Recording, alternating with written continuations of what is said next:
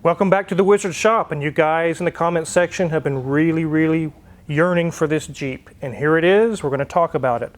Let's get started.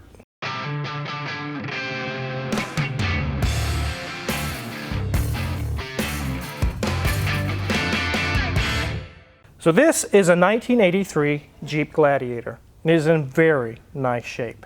Wizard. Where did you come from? I'm always here. This is not a Gladiator. This is a J10. It's a very special full-size Jeep. This is special. And what's really nice about this, it's not a Fiat. It's a real Jeep, as opposed to the Gladiator. You're going to make people really mad. The new Jeeps are still Jeeps. They're capable off-roaders, well-built vehicles. This is a real Jeep. And the thing that really is nice about this Jeep is it's worth more now that I smashed the hood. Actually, it's worth more now than when it was new. But you can't say that about a Gladiator. They're worth half of what they were new. That's cars. New cars depreciate. Old cars appreciate. That's all cars. But this is a very special machine. But you really don't want to get the Jeep people mad.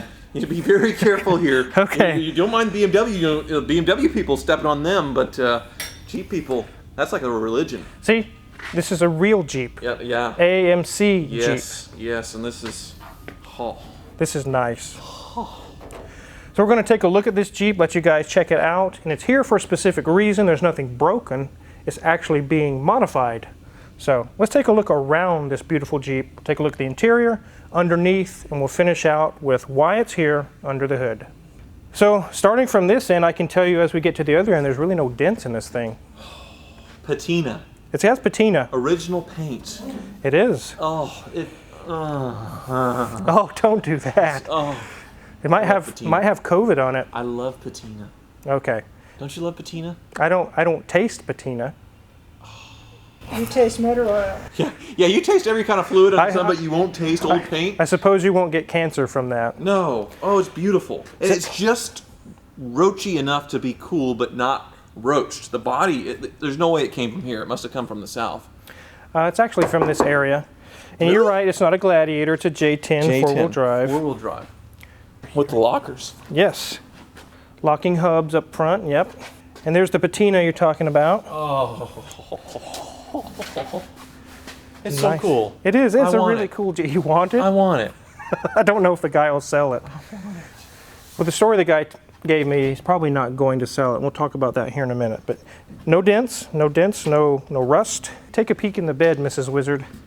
Look at this. It's beautiful. It's barely used. It is in very good shape. It's not even dented in there. I've never seen one like this that's original. Usually they're over-restored or they're just destroyed. This is, oh, look at that tailgate. Oh. We'll get in there. Oh. Well, you're right. It is from here. It's from Willard Bodkins in Winfield, Kansas. It is a Kansas Jeep. My grandfather was born in Winfield. Really? Yeah. He probably heard about Bodkins then. They had a Western auto store, a car parts store, so maybe, this thing picked up some parts from there once upon a time. It also says love one another on the window. Do you love other people? I love you. Okay, let's not go there. No bumper. No bumper. I don't know what's going on with the bumper. Oh, more patina. Oh, patina. You can't pay for that type of patina. No, people fake that and it looks awful. Oh. Again, no dents. Oh. No rust holes. Oh. It is very nice. I want it. Beautiful Jeep. And the lock. Don't lock his hubs. Let's take a look at the grille. Oh, yeah. It looks like your Wagoneer if we didn't know any better. That's the styling. Yeah, you know what this reminds me of? What is it? The movie Twister. Twister? They had a yellow J10 in the beginning of the movie. Got sucked up by the tornado, dropped Helen Hunt's car. I don't know if it was this nice, though. Maybe it was. It looked nice in the movie until the tornado got it. Yeah. Let's take a look at the interior. Oh. So why do they have a newborn baby blanket on the seat? Are they... Maybe they have a baby or a grandkid or something. I don't know. Kidnap babies from the hospital or something? I don't know. Who knows?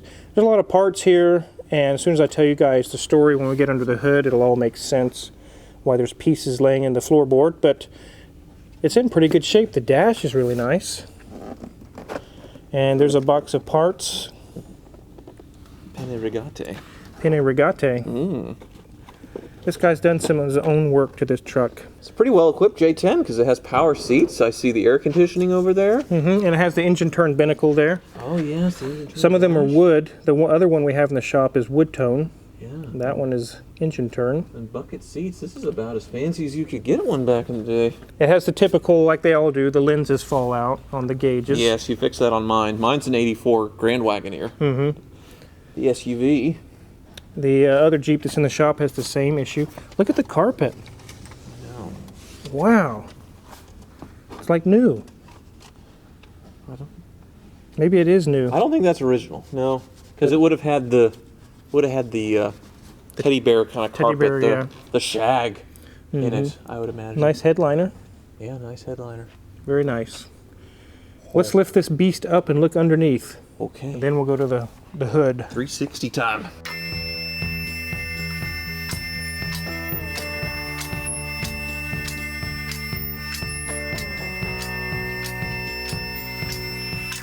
All right, let's take a look under this bad boy. Oh, wizard. The radiator's original and it is not leaking. We're going to use our favorite word a lot today. Beefy and girthy. Yeah. Oh, yes. Very nice.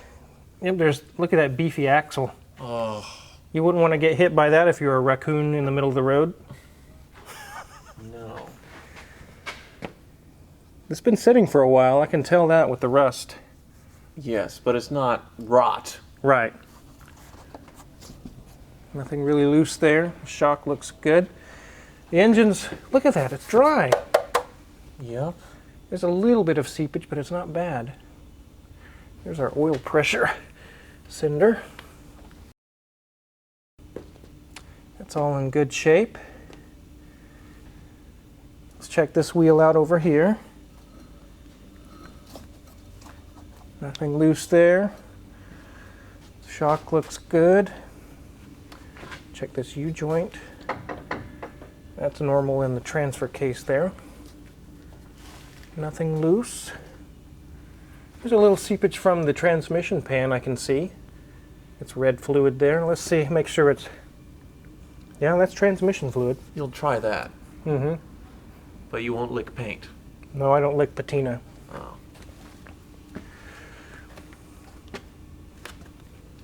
Here's our double cardan joint. Those are typical for not being properly greased, but it will be before it leaves here. Yes. There's the transfer case. Huge. This is girthy. Yes, that is a girthy transfer It's case. quite short and stout. Yes. It leads to a very Wow. masculine. Yes, that is a drive shaft, sir. Mm-hmm. Wowza. That's meant for transmitting power. U-joint looks good there. Move on back. Here's our fuel tank. Nice plastic tank. See, the fuel lines and hoses have been modified there, and you'll see why here in a minute. It's got a new muffler that goes right out the side there. Yeah. Is that the way they... No, it should have went further back. Yeah. But they just went in front of the wheel. I guess that works. Huh. Well, they painted under here. A little rattle can restoration, I suppose. Yeah, it's a little wet there. I'm not sure why. I don't really see anything leaking that would have made that oily. Maybe the shock went bad and sprayed. I don't know. Maybe they just oiled it for rust proofing. It doesn't taste very good. There's some jumbled together wiring there, probably for a trailer. Yeah. But really, this thing is nice, isn't it? It is super nice. I want it. Yeah, I think I could definitely drive this every day. Nice big beefy drum brakes. Yes. So I want to show you guys the fuel pump that's on here, and we're going to go under the hood and talk about why it's here. It has an electric fuel pump and a fuel filter that Junior Mint just installed. Oh. We'll go ahead and lower it down and start in under the hood.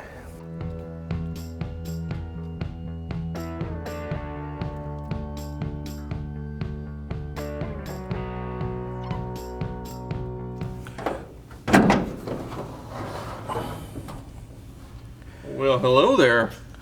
There's some parts that don't add up here, isn't there? Oh, I don't have this. No, that's GM throttle body injection, TBI. On the 360, on the Jeep engine, right? Yeah, this is AMC 360.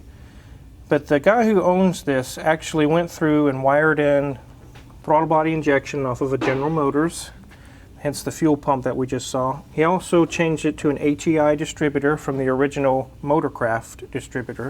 It would have had a Motorcraft carburetor as well. But if you see the silver box over to the right, there's actually a computer inside of there. It's the engine computer.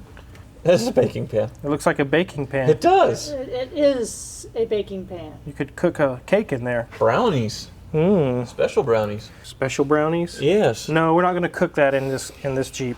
But yes, the customer has done a lot of that work, but what happened is he had some issues with his back. He had back surgery, and he can no longer continue. He can't do any of this work anymore. So he's really, really sad because he was looking excited to get this thing going. This is going to be his truck that lasts him for the rest of his days. How old is he? I think he's getting close to 70, Oh, okay. late 60s. When do you think you'll age out of this? Because you're already complaining about arthritis and bending over cars and all that stuff at 42? 41. 41? Probably in the next 10 years, I'll be done. The beard will turn gray. Yeah, it will be fully gray at that point.